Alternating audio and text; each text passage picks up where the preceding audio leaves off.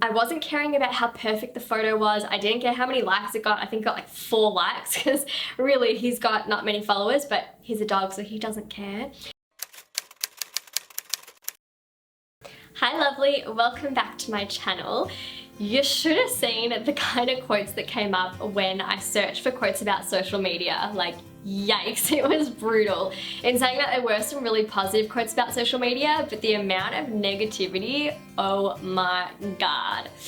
So today's inspiring quote to start this video off is by Dave Willis, yes it is, and he said, "Don't use social media to impress people, use it to impact people." Thank you! That is exactly what we want to be talking about today. So it brings me to this week's story.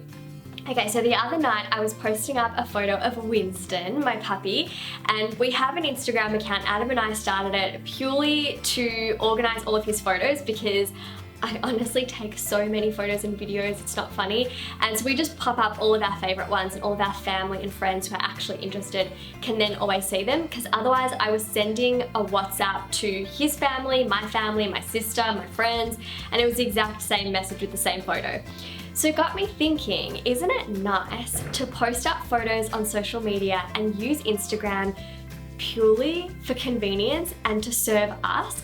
I wasn't caring about how perfect the photo was. I didn't care how many likes it got. I think it got like 4 likes because really he's got not many followers, but he's a dog so he doesn't care. And it just, yeah, it got me thinking, it's really important that we use social media for good, that we're using it to serve us, and that we're not a slave to it. Because honestly, how many times do you go on Instagram and you feel awful about yourself because the stuff that goes up there just looks so perfect, and you compare yourself to those airbrushed photos, and everyone is now a professional photographer online, or you watch YouTube videos about people's perfect morning routines and perfect night routines, or you go on Facebook and you see your friends posting up photos from like the best night ever. So I want to talk to you about 7 ways to take back control with social media, and I hope that you find this really helpful. So let's get started. Now this first point, I actually was discussing this in my web series Mindful, so if you want I will leave it as like one of the clickable cards up here to go and watch, but it's to unfollow any accounts that don't serve you. So often we get all excited when we get our Instagram account and we start following these like beautiful accounts, beautiful fashion accounts, and you know, when I was getting married I was following all of these amazing bridal accounts.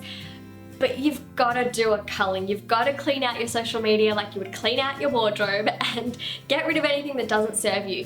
So if there are accounts that are just highlight reels and make your life seem terrible in comparison, then they're not adding any value. So just be really conscious of the kind of accounts that you are following, because if they're not making you feel good, then they're not worth your time. Now, the next point is something that I've had to learn, but you can be selective in who you choose to respond to. You don't have to respond to everyone, especially if you get negative comments. Don't fuel the fire. And I'm not saying that I get a lot of hate online. I barely get any hate, and I'm hoping that that's because my intentions are good, and I honestly just want to help make a positive difference so people see that authenticity and that I'm genuine.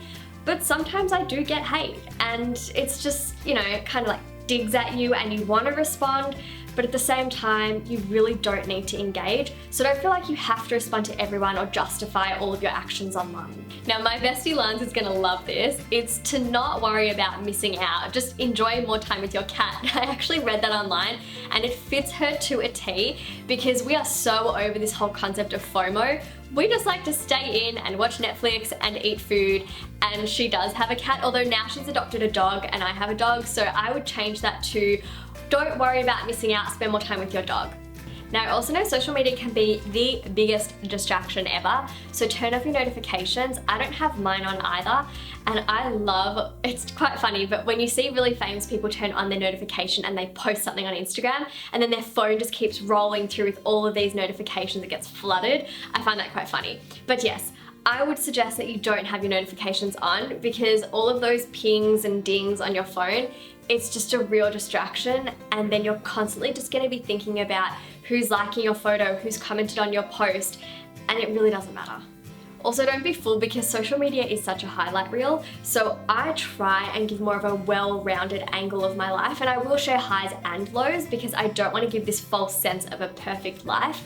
And I don't want to make you think that perfection is attainable, because everybody has their ups and downs.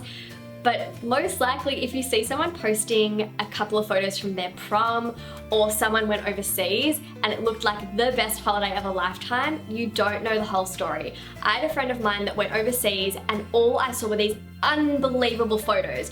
She came back, I heard what happened, and she actually had a really, really hard time when she was away. And there was a lot of drama happening overseas as well with people that she was traveling with. So you just never really get the full story. So don't think that what you see is the full truth. Wee wee! Wee wee!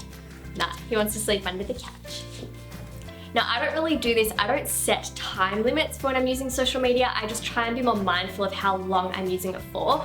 But if you're not really able to keep track of your use, there are apps like, oh, what was it called? It was on my phone, I can't remember. Quality Time. There are apps like Quality Time that help you keep track of your social media usage.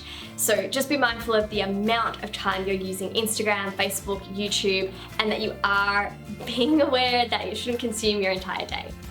I also opened up my Instagram yesterday and I was looking at one of the Insta stories from Melissa Ambrosini, and she was saying that she had taken a tech talks over the weekend and that she felt so much more rejuvenated and happier to come back to her work on the Monday, and just being really excited to post on social media again.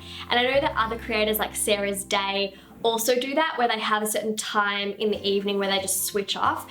So try and have a little tech talks regularly, whether you want to do it daily like Sarah, or maybe every weekend like Melissa and myself. I try not to post too much or too often on weekends. Sometimes you'll see me post once in a blue moon on a Saturday or Sunday, but typically not.